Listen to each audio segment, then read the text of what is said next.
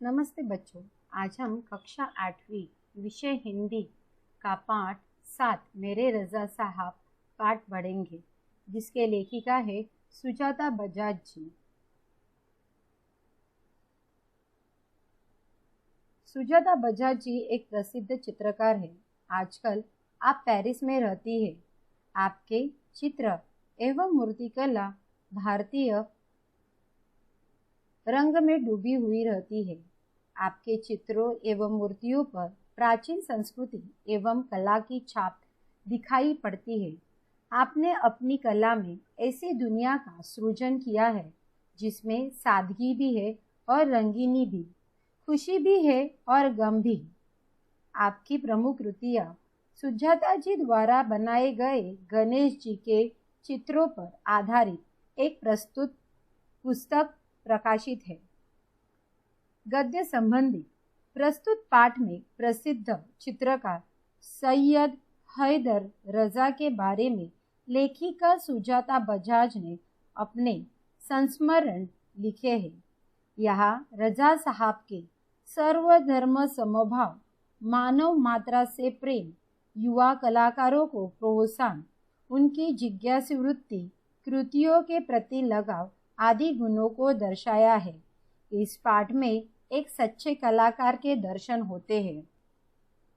सुजाता बजाज जी कहती है, 23 जुलाई सुबह सुबह ही समाचार मिला, रजा साहब नहीं रहे, और यह सुनते ही मानस पटल पर यादों की एक कतार सी लग गई। यानी उन्हें वह सब चीजें अभी याद आने लगी। पिछले फरवरी की ही बात है। मैं यानी सुजाता जी दिल्ली पहुंची थी अपनी गणपति प्रदर्शनी के लिए। सोच रही थी कि रजा साहब शायद अपनी व्हीलचेयर पर मेरी प्रदर्शनी के उद्घाटन यानी शुभारंभ के अवसर पर आ जाए, पर उस रात कुछ अनहोनी सी हुई। अनहोनी जो पहले कभी नहीं हुआ। उस रात रजा साहब सपने में आए, मुझे उठाया, हमने बातें की। शो के लिए मुझे उन्होंने शुभकामनाएं दी और कहने लगे, सुजाता एक बार मुझसे मिलने आ जाओ, अब मैं जाने वाला हूँ। इसके बाद तो रुकना मुश्किल था। मैं पहुँच गई उनसे मिलने। वे अस्पताल में शून्य की तरह लेटे हुए थे। मैंने उनके हाथों को छुआ। सिर्फ सांस चल रही थी। अलविदा कहकर लौट आई। अलविदा विदा। रजा साहब अपने धर्म के साथ उतने ही हिंदू और ईसाई भी थे। उनके स्टूडियो में गणपति की मूर्ति, क्रॉस, बाइबल, गीता, कुरान, उनकी माँ का एक फोटो, गांधी जी की आत्मकथा व भारत से लाई गई मोगरे की कुछ सूखी मालाएं सब एक साथ रखा था। वे गणेश को भी पूछते थे और हर रविवार को सुबह चर्च भी जाते थे। एक दिन जहांगीर आर्ट गैलरी में प्रदर्शनी देखते हुए किसी ने कहा, अरे यह तो S.H. रजा है। मैं एकदम सावधान हो गई, क्योंकि मेरी सूची में उनका भी नाम था। मैंने उनके पास जाकर कहा, रजा साहब आपसे बात करनी है। वे देखते ही रह गए। उन्होंने मुझे इंटरव्यू दिया। बहुत सारे बातें हुई। अचानक मुझसे पूछने लगे कि आप और क्या क्या करती है।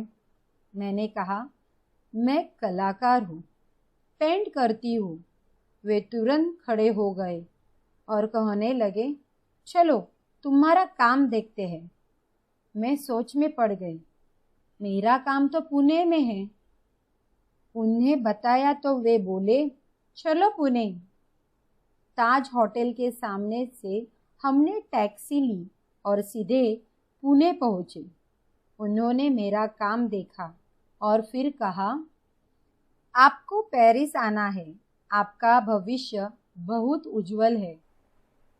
छोटी से छोटी बात भी उनके लिए महत्वपूर्ण हुआ करती थी। बड़ी तन्मयता यानी एकाग्रता और लगन के साथ करते थे सब कुछ।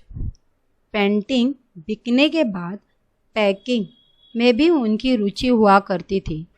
कोई इस काम में मदद करना चाहता तो मना कर देते थे, किसी को हाथ नहीं लगाने देते थे।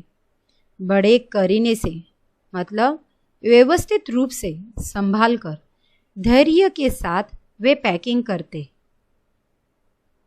कहते थे लड़की ससुराल जा रही है, उसे संभाल कर भेजना है।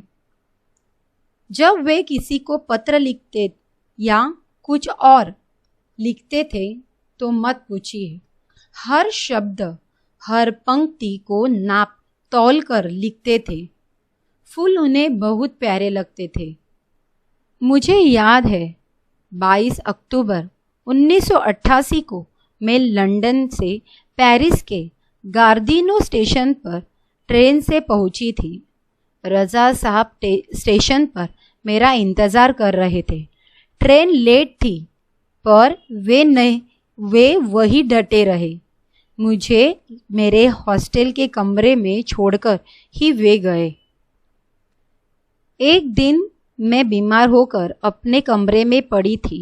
रात 11 बजे रज़ा साहब मेरे लिए दवा भारतीय रेस्टोरेंट से खाना पैक करवा कर पहुँच गए। मेरे घर वालों को फ़ोन करके कहा, आप लोग चिंता न करें, मैं हूँ पेरिस में सुजाता की चिंता करने के लिए।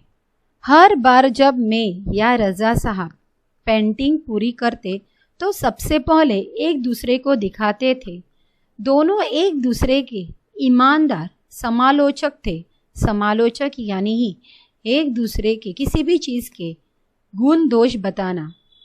हमने मुंबई, लंदन, पेरिस और न्यूयॉर्क में साथ साथ प्रदर्शनियाँ की, पर कभी कोई विवाद यानी ही मतभेद नहीं हुआ। यह उनके स्नेह व अपनेपन के कारण ही था। हिंदी, उर्दू तो हमेशा से ही बहुत अच्छी रही है। अंग्रेज़ी, फ्रेंच भी वे बहुत अच्छी लिखते थे। कविताओं से बहुत प्यार था उन्हें। शेर, गज़ल व पुराने हिंदी फिल्मी गाने बड़े प्यार से सुनते थे। एक डायरी रखते थे उनके पास, हर सुंदर चीज़ को लिख लिया करते उसमें। मेरी बेटी हेलेना बहुत खूबसूरत हिंदी बोलती थी तो उन्हें बहुत गर्व होता था। वे हमेशा उसके साथ शुद्ध हिंदी में ही बात करते। रज़ा साहब को अच्छा खाने का बहुत शौक था, पर दाल चावल, रोटी, आलू की सब्ज़ी में जैसे उनकी जान अटकी रहती थी। जान अटकी रहना यानी जान फंसी रहना। मैं हफ्ते में एक बार भारतीय शाकाहारी खाना बना कर भेजती थी उनके लिए, उनके फ्रांसीसी दोस्तों के लिए।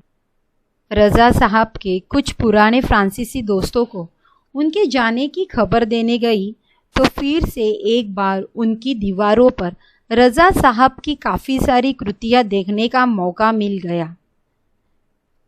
मैं हमेशा कहती, रज़ा साहब आप मेरे एंजल गार्जियन हैं, तो मुस्कुरा देते, पर सन 2000 के बाद से कहते, क्यों, अब हमारी भूमिका बदल गई है। तुम मेरी एंजल गार्जियन हो, अब मैं नहीं। इस पाठ में हमें सर्वधर्म समभाव की सिद्ध प्राप्त होती है। धन्यवाद।